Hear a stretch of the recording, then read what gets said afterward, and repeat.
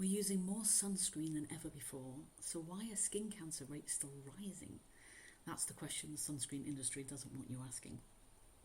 Here's some things you need to know. Number one, the sun is our life force. It interacts with not only our skin cells to produce vitamin D, one of the most critical molecules for good health, but sunlight also regulates our circadian rhythm and our gene expression. Ill health comes from too little sun, not cutting it out. Number two, skin cancer rates have doubled since broad spectrum sunscreens came on the market in the 1970s. The increases are even higher in adolescents and young adults. One of the reasons is that while sunscreen blocks UV radiation to stop you getting a sunburn, UV only accounts for about 4% of sunlight. Nearly 50% is what we call near-infrared radiation, and that penetrates much deeper into the skin, causing more damage. There's currently nothing we can put on our skin that protects us from near-infrared radiation, but our skin reacts to the UV light when we don't block it, which creates protection against the full spectrum of radiation. This points to number three. Your amazing body has its own inbuilt protection against the harmful rays of the sun, and that far outperforms any chemicals that you can put on it.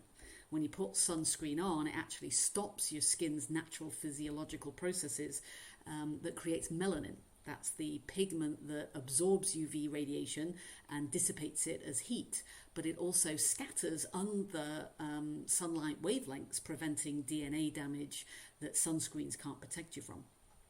So number four, the chemicals that you're putting on your skin to block UV light are known endocrine disruptors.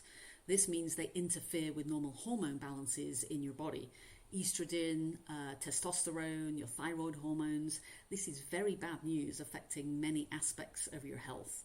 Some scientists are blaming endocrine disruptors in plastics and other products, as well as sunscreens, in the rise in gender dysphoria and related conditions.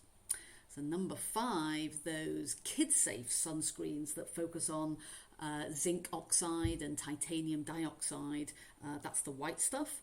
Actually, they're even worse. The problem is, in order to make those products easier to apply and a little less opaque, they shrink down the particles to nano size, or sometimes micro-sized, which really isn't much better.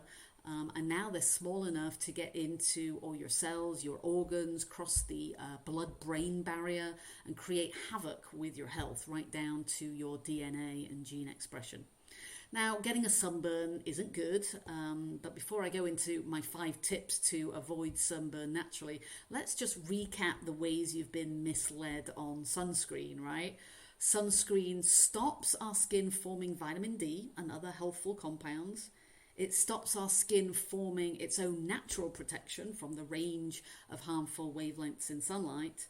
It stops us getting God's built-in warning sign, the sunburn, so we end up staying in the sun too long, whereas the near-infrared rays create actually much worse damage than UV creates.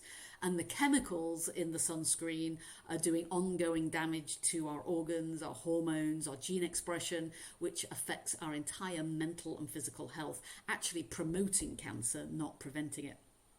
Okay, so the ways to really protect your sun from too much UV, which can cause sunburn, and a sunburn is clearly not good for you, though it's God's natural way to protect you and tell you that you've been in the sun too long.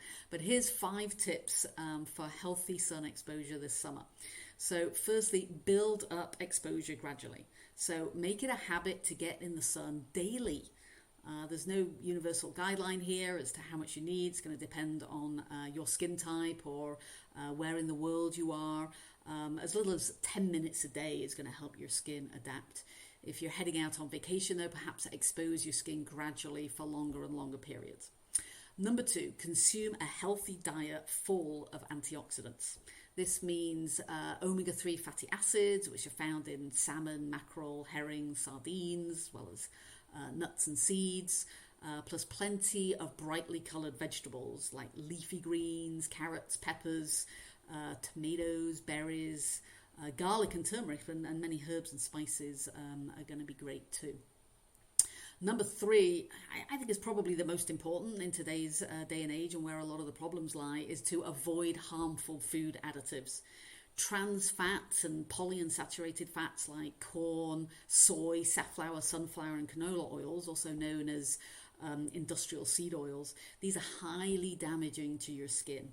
And they're stored in the body for months, and then they break down into harmful compounds when exposed to UV rays. So they're actually promoting sunburn and thinner skin. And then also the refined sugars and carbohydrates, preservatives, emulsifiers, all of this causes inflammation and disrupts your gut microbiota, which can cause skin damage too. But it's really the seed oils which are terrible for your skin, and they're found in all sorts of processed foods, fast foods, many restaurant foods. So be really vigilant to cut those out of your life. And then number 4 is to add supplements that promote skin health.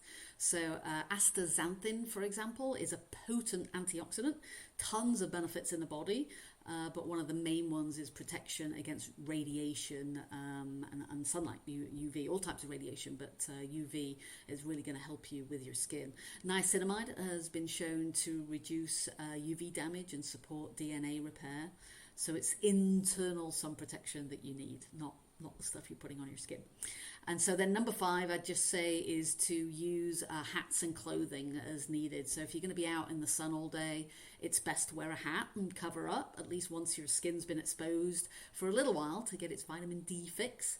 And then especially if you haven't built up a tolerance yet or had a chance to rid your body of those harmful additives and chemicals and all of those seed oils.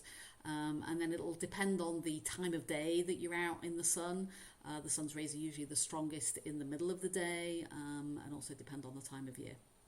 But if you really, really need to be at the beach all day and you followed all of these other tips as much as possible to give your body the best chance at natural protection, you might need a single application of the safest sunscreen you can find. I'd rather not make any particular recommendations because none of them are entirely good for you. But the Environmental Working Group has some options at ewg.org. So have a great summer.